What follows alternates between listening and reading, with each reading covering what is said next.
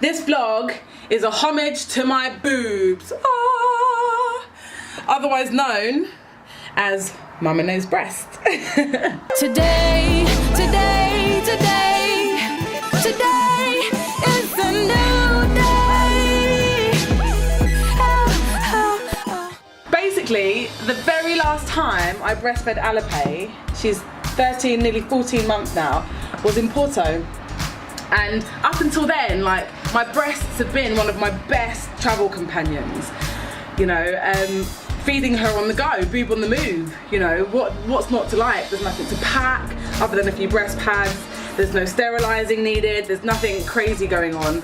It's just a really easy way to feed your baby on the move. And you know, I appreciate breastfeeding's not for all mums, and I don't want to alienate anybody, but I'm so proud of my tits. I'm super proud of how my body has just fallen into its natural, you know, what it's made to do. And you know, for 30 years my breasts were my own. They were for my own sensual pleasure, and you know, I could put them in whatever I wanted. They fit into all of my bras, all of my clothes, and you know, I never really understood this idea of sharing them. I never knew what that was going to mean. I was nervous, you know.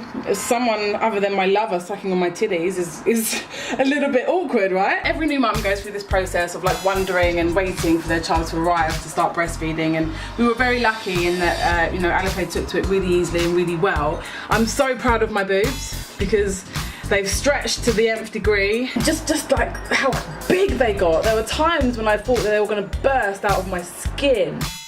The water content of your breasts change in comparison to what your baby needs. You know, your baby's saliva talks to your nipples, and your body's like, right, your baby needs a bit more vitamin D or vitamin A or whatever. Let's see where we can find that in mummy's body, pump it into the breast milk, and send it off to the baby.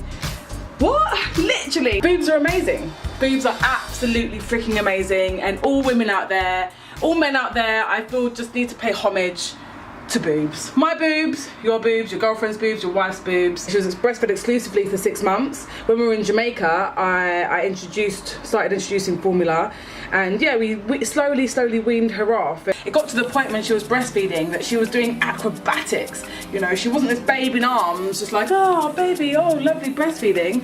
She was putting legs up in the air, we had bum in the air, she had boob to mouth, foot in the air. Like, it was insane. How was she like acrobatic boob feeding? It did get a little bit ridiculous by the end of it. I always planned to finish it a year, but when it got to the time, I was like, fuck, I don't want to stop.